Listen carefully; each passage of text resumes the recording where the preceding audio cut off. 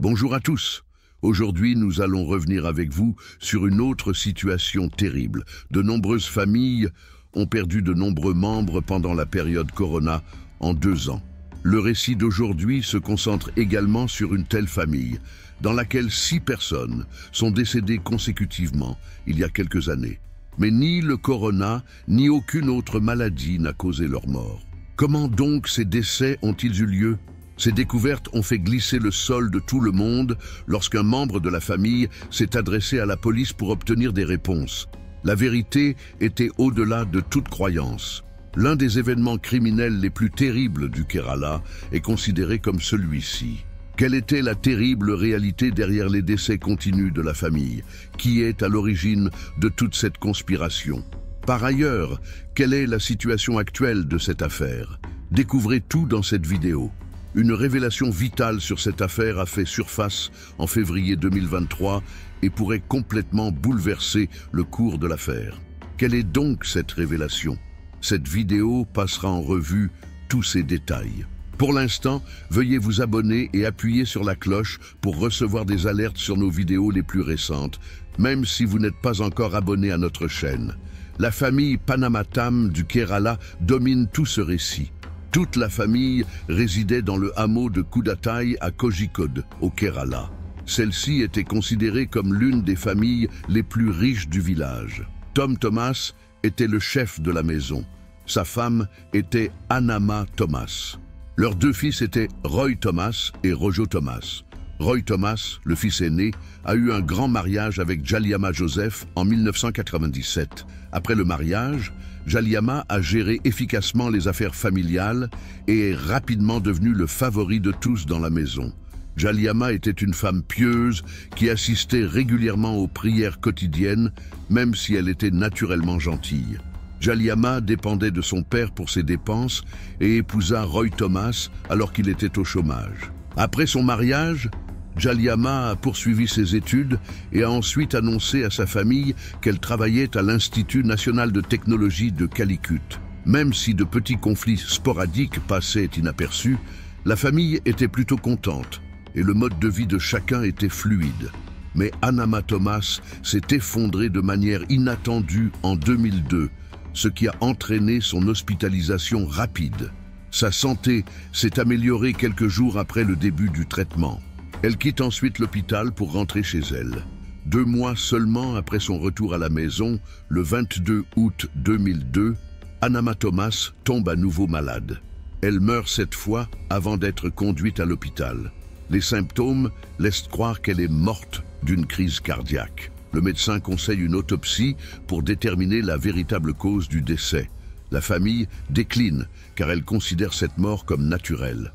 En ce sens, les derniers rituels d'Annama Thomas se déroulent sans aucune autopsie. Tout le monde est très perturbé et souffre énormément pendant une longue période lorsqu'un membre essentiel de la maison décède subitement. Mais avec le temps, la vie de chacun redevient progressivement normale. Tom Thomas était désormais le membre le plus âgé de la famille. La date était le 26 août 2008. Quelques jours après le 6e anniversaire de la mort d'Annama Thomas. À la maison se trouvaient aussi d'autres parents. Puis, un autre décès surgit de nulle part dans la famille. Cette fois, c'est Tom Thomas, le chef de famille, qui décède subitement. Les premiers regards lient également sa mort à une crise cardiaque. Pour Tom Thomas, la famille choisit de ne pas procéder à une autopsie. Il est enterré de la même manière. 2 décès familiaux en 6 ans entraînent des changements majeurs.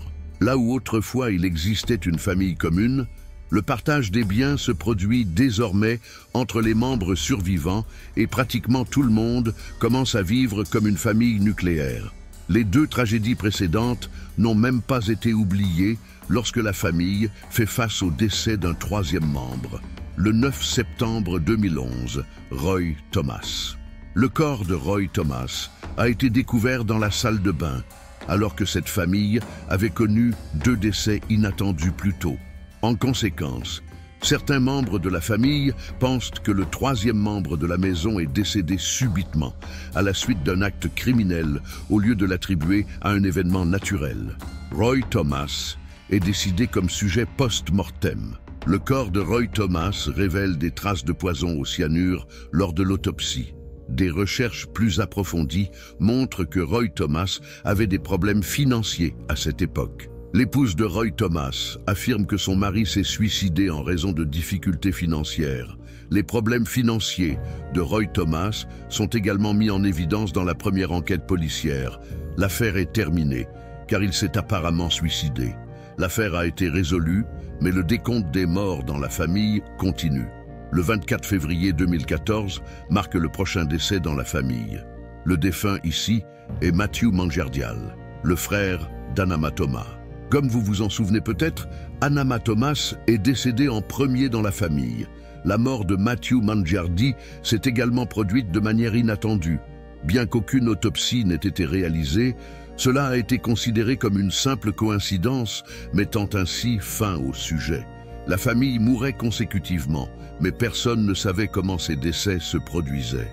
Les premières enquêtes de police n'ont révélé aucune preuve de soupçon.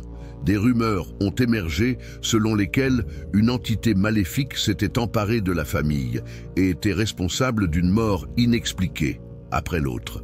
Certains ont même commencé à parler de la famille, peut-être maudite et affligeante, peu de temps après le décès du quatrième membre de la famille. Cette fois, Alfine Sarkarias, la fille de la nièce de Roy Thomas, décède. À sa mort, Alfine avait à peine 2 ans. Même si cela s'est produit de manière inattendue, ce décès n'était pas le dernier dans la famille. 2 ans après ce drame, le 11 janvier 2016, Célie Sarkarias, la mère d'Alfine, décède également dans des circonstances inexpliquées. En d'autres termes, les décès inexpliqués de 6 membres d'une famille se sont produits au cours des 14 dernières années dans une séquence étrange, les uns après les autres. De plus, 2 cousins éloignés de cette famille meurent dans un accident de voiture non loin l'un de l'autre en peu de temps. Suite au décès de Célie, Jolie, devenue veuve, épouse le frère cousin de Roy Thomas et emménage en 2016 avec lui. Cependant, un membre de la famille n'était pas prêt à croire qu'une malédiction ou un mauvais esprit était la cause des décès au sein de la famille. Rojo Thomas, c'était ça. Nous avons noté en ouverture de la vidéo que Rojo Thomas était le frère de Roy Thomas et le fils d'Anama Thomas et Tom Thomas. Rojo Thomas était américain. Il commence à soupçonner une conspiration plutôt qu'une simple coïncidence, puisque 6 membres de la famille meurent consécutivement. Rojo Thomas se rend ensuite au poste de police voisin, enregistre un dossier et leur demande d'enquêter pleinement sur tous les meurtres commis jusqu'à présent. Rojo Thomas commence son propre degré de recherche. Restant désormais parmi les membres survivants de la famille, Sahaju Thomas et Jolie Joseph étaient les personnes vivantes de la famille, le frère cousin et la belle-sœur de Rojo. Les flics traitent d'abord l'enquête à la légère, mais Rojo Thomas, lançant sa propre enquête, découvre de manière choquante quelque chose devant les flics. Il y a quelques années, Jolie prétendait être employé au NIT Calicut en tant que professeur de commerce. Rojo se penche cependant sur la question et découvre que NIT Calicut n'a pas de professeur appelé Jolie. En plus de montrer sa carte d'identité professionnelle avec ses réclamations au NIT Calicut, Holly l'a également envoyé à sa famille. En examinant cette carte d'identité, les responsables de l'université déclarent qu'elle est fausse. De plus, les recherches dirigées par Rojo Thomas montrent que Jolie Joseph était présent à proximité de tous les décès ou maladies aiguës enregistrés jusqu'à présent. La présence de Jolie à chaque 6 décès n'était pas accidentelle, mais suggérait plutôt un complot majeur. La méfiance de la police mène donc vers Jolie. Des décès auparavant considérés comme naturels sont à nouveau scrutés de près. Concernant le meurtre de Roy Thomas au commissariat, Rojo Thomas dépose une plainte écrite contre Jolie. 5 autres décès inexpliqués soulèvent également des questions sur Jolie. Après l'enregistrement du dossier, la police renforce son enquête en commençant par l'exhumation des 6 membres de la famille enterrés dans les cimetières proches de l'église Saint-Lord du canal Kodai. et de l'église Sainte-Marie de Conohor au cours des 14 dernières années. Ces corps sont envoyés pour enquête médico-légale. Consciente de la gravité de l'affaire, la police du Kerala fait appel à des experts légistes du monde entier pour soutenir l'enquête. La police interroge également Jolly Joseph, qui conteste d'abord tout rôle dans les meurtres de ces 6 personnes. Mais Jolly se retrouve finalement pris dans leur liste d'enquête alors que la police intensifie ses interrogatoires et allonge sa liste de requêtes. C'est alors que la réalité choquante se révèle. Jolly admet devant la police qu'au cours des 14 années précédentes, elle avait empoisonné les membres de sa famille. Les révélations sont encore plus choquantes lorsque la police demande quelles sont les raisons de ces meurtres. Chaque meurtre a une cause. Les révélations de Jolly lors des interrogatoires de la police suggèrent qu'elle a initialement tenté de tuer sa belle-mère, Anama Thomas, en 2002, mais que cette première tentative a échoué. Lors de la deuxième visite, cependant, Jolly a subtilement ajouté du poison à la soupe aux moutons de sa belle-mère pendant que tous les autres travaillaient sur leur projet. Anama Thomas est donc décédée peu après avoir mangé la soupe. Jolly, mécontente de cet arrangement, a décidé de renvoyer Anama car c'était elle qui gérait soigneusement les finances et résolvait les problèmes financiers de la famille. Jolly avait fixé comme cible sa deuxième victime, Tom Thomas, son beau-père. Cela a été motivé par les difficultés financières de Roy Thomas, le mari de Jolly. Vers 2008, Tom a vendu 2 acres de terrain pour le montant total demandé par Jolly et Roy lorsqu'elle a demandé de l'aide à son père. En outre, il a déclaré qu'aucun d'eux n'aurait de droit sur les biens familiaux survivants. Dans le cadre du premier stratagème, Jolly falsifie les registres de propriété, donnant ainsi droit à Roy Thomas et Jolly à une partie de la fortune restante. Plus tard, Jolly a tué Tom Thomas en empoisonnant subtilement son déjeuner. Rojo Thomas a exprimé des doutes après avoir remis les documents de propriété. Il manquait du soutien des autres membres de la famille. C'est pourquoi Jolly a sauvé. Puis, elle a planifié la mort de son mari. Les découvertes montrent que Roy Thomas avait également des problèmes financiers et développait une dépendance à l'alcool. En conséquence, Roy et Jolly ont commencé à se disputer. Saisissant sa chance, Jolly a également empoisonné la nourriture de son mari, ce qui a causé sa mort. Après la mort de Roy Thomas, Matthew, le frère d'Anma Thomas et l'oncle de Roy, a contesté la mort de Roy comme n'étant pas naturelle et a insisté pour une autopsie. Conformément à la demande de Matthew lors de l'autopsie, Jolly a habilement persuadé la police que Roy s'était suicidé volontairement, même si des traces de poison avaient été découvertes dans le corps. Jolly a donc été soupçonnée et, en 2014, elle a secrètement empoisonné la boisson de Matthew, provoquant sa mort. La prochaine cible de Jolly est Alfine, 2 ans. En fait, Jolly commence à trouver une attirance pour le cousin de son mari décédé, Sahaju Thomas, après l'avoir tué. Le problème cependant est que Sahaju Thomas a déjà une femme et une fille. Jolly tue donc Alpine, fille de 2 ans de Sahaju Thomas, avec de mauvaises intentions en l'étranglant en 2014 avant le mariage. Puis en 2016, l'épouse de Sahaju, Silly, décède également. Jolly épouse Sahaju Thomas en 2016 après avoir commis ces 2 meurtres. Après cette révélation, les autorités pensent que Sahaju Thomas aurait également pu faire partie du stratagème de Jolly. Sahaju est ainsi placé en garde à vue pour interrogatoire. Pourtant, aucune preuve contredisant Sahaju ne fait surface. Selon les dossiers de l'université, Jolly n'a jamais vraiment visité NIT Calicut lorsqu'on l'a interrogé sur son affirmation d'y avoir fréquenté les 14 années précédentes.